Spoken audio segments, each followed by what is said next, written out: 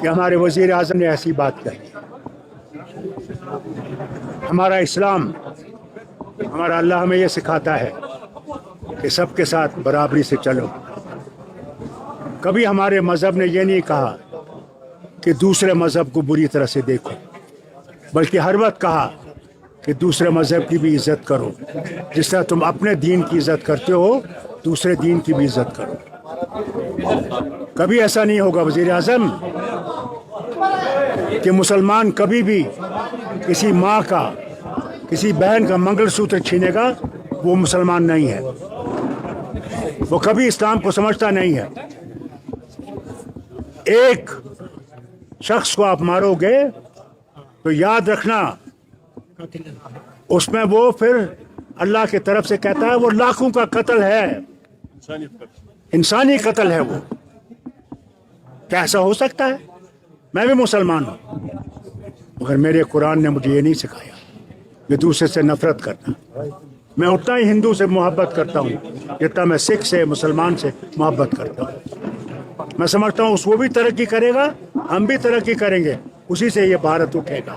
Doctor صاحب، اپنے کشمیری تک جو آپ اسپیچ دیا، اس میں آپ نے ایک بات چھیڑی ہے جس کا ایک بہت بڑا وزن ہے کہ ہو سکتا ہے الیکشن آخری الیکشن ہوگا. Will you elaborate in shape of what, in what context? You see, the question is what is appearing before us, that they want one nation, one election. How can it be possible in 28 states which are so different? Secondly, their changing of constitution has been told, they themselves are saying it, کہ ہم نے آئین بدلانا ہے، ہم نے یہ سویدھان بدلانا ہے. یہ ایک ہی دفعہ الیکشن ہوگا، اور جس طرح پیوٹن صاحب بیٹھے ہوئے ہیں اسی طرح یہ بھی اپنے وزیر اعظم کو بٹھانا چاہیں گے. جو جب تک وہ زندہ ہیں وہ رہیں گے، دوسرا آئے گا وہ بھی چلائے گا.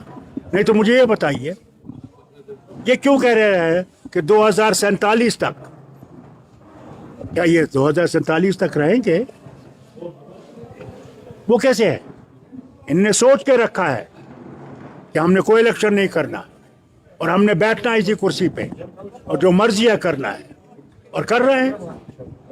الیکشن کمیشن کا جو بنتا ہے اس میں کیا تھا؟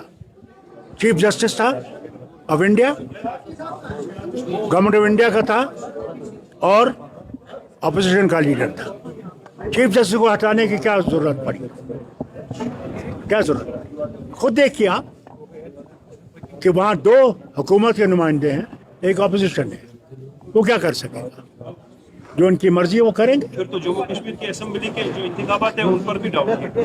ہمیں پتہ نہیں ہے کہ وہ اسمبلی الیکشن ہوں گے، کب ہوں گے. یہ تو الیکشن یہ تو